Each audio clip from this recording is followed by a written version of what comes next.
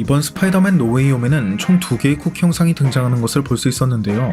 그중 첫 번째 쿠키 영상에는 MCU로 넘어온 에디가 멕시코라고 적힌 모자와 함께 한 바에 있는 것을 볼 수 있었고, 바의 주인으로 보이는 남성은 에디에게 세뇨르라고 한 것으로 보아 에디가 있는 곳이 멕시코란 것을 알 수 있었는데, 이는 베놈 2편의 쿠키 영상에서 MCU로 넘어온 에디가 휴양을 떠났던 곳이 바로 멕시코의 해안가였기 때문이었죠.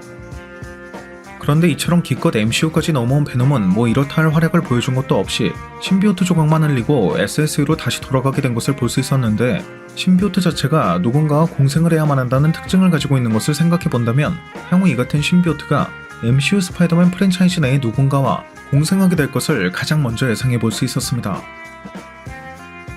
개인적으로는 이 같은 신비오트의 공생체로 예상해볼 수 있는 건 크게 2명이 아닐까 싶은데, 그중 첫 번째가 바로 톰 홀랜드의 스파이더맨으로, 본래 이러한 스파이더맨과 베놈의 만남은 토비 맥과이어 스파이더맨 트릴로지에서 이미 한 차례 등장한 적이 있었지만, 신비오트와 만난 스파이더맨은 그 자체만으로도 상당히 매력적인 캐릭터인 만큼 MCU 버전으로 다시 한번 그려지게 될 가능성도 충분히 고려해볼 수 있기 때문입니다.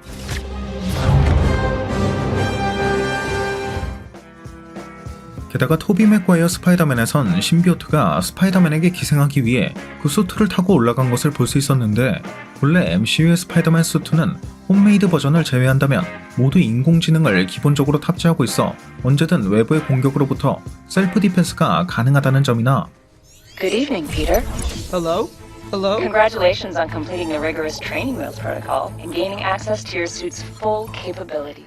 아이언 스파이더는 아예 나노봇으로 이루어져 있기 때문에 신비오트가 접근하는 것 자체도 거의 불가능한 것이었지만, 이번 노웨이 홈에선 데미지 컨트롤이 스타크 산업을 압수수색하면서 그 인공지능은 무용지물이 되었고, 설상가상으로 피터 역시 모두의 기억으로부터 지워지게 되면서 그 마지막 장면엔 일반 섬유로 제작한 홈메이드 버전의 수트를 입고 있는 것을 볼 수 있었기 때문에, 이 같은 과정이 향후 신비오트가 스파이더맨에게 기생하는 과정을 조금 더 납득할 수 있게끔 만들기 위함이 아닐까 싶기도 하네요. 또 두 번째로 그 가능성이 엿보이는 것은 유독 스파이더맨의 단독작품 3편 모두에 빠지지 않고 등장했던 플래시인데, 이 플래시는 평소 피터를 한심하게 생각했지만 이후 스파이더맨의 정체가 피터로 밝혀지게 되자 피터가 스파이더맨이라는 사실만으로 그를 무작정 지지했을 만큼 스파이더맨과 그 연관성을 은근히 뗄 수 없는 캐릭터이고, What? He's just awesome, okay? He protects the neighborhood and, you know, he's inspiring. He inspires me to be a better man. What's up, dickwad? 단순한 조연이라고 하기엔 그 재력 자체는 상당한 집안에서 태어났지만 그 가정 환경 자체가 그리 화목한 집안은 아니라는 것에 대한 여러 떡밥이 등장했다는 점 등을 미루어 본다면, Hello, Gerald? Could mother not make it? 향후 이러한 플래시를 중심으로 한 이야기가 등장하게 될 것임을 예상해 볼 수 있기 때문이죠. What's up, Penis Parker?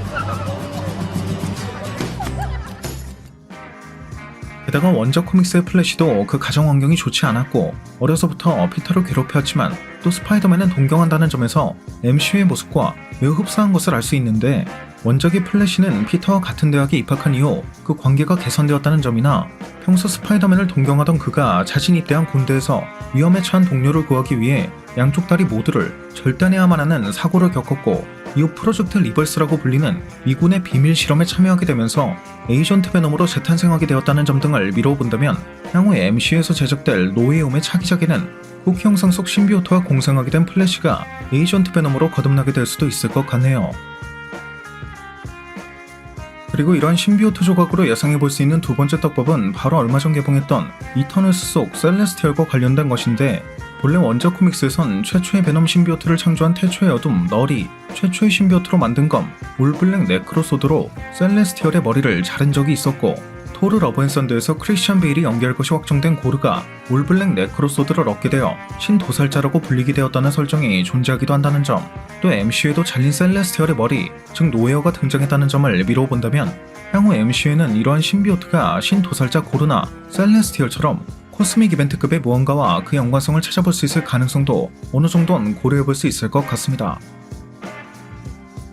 참고로 이번 노웨이 홈에선 앞선 영상에서도 언급했듯이 그 멀티버스가 갈라지는 틈새를 통해 크레이븐 더 헌터나 블랙캣 같은 스파이더맨과 연관이 있는 빌런의 실루엣을 발견할 수 있었는데, 톰 하디의 베놈은 스파이더맨을 직접적으로 만난 적이 없었음에도 불구하고 MCU로 넘어올 수 있었던 것은 베놈 2편의 쿠키 영상에서 나한테 무언가를 숨기는 게 있냐고 묻는 에디에게 베놈이 유니버스 들에 존재하고 있는 800억 광년 분량의 하이브 마인드 지식이면 내 조그만 뇌가 터져버릴 것이다 라고 언급한 것을 미루어 본다면 톰 하디의 베놈은 샘 스파이 유니버스에 등장한 적이 있는 포포그리스와 공생한 신비오트의 기억을 통해 스파이더맨의 존재를 인지했기 때문에 MCU로 넘어오게 되었다는 것을 알 수 있는 부분이었고요.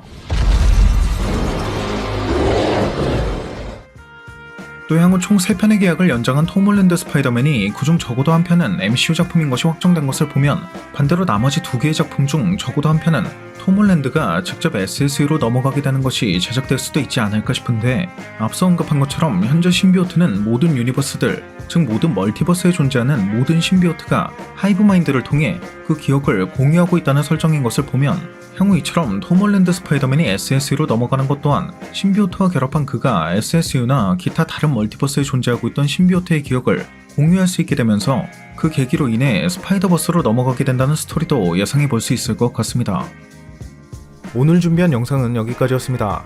오늘 준비한 영상도 재밌게 보셨다면 구독과 좋아요 그리고 알람 설정 한 번씩 눌러주시면 대단히 감사하겠습니다. 그럼 지금까지 올원이었습니다.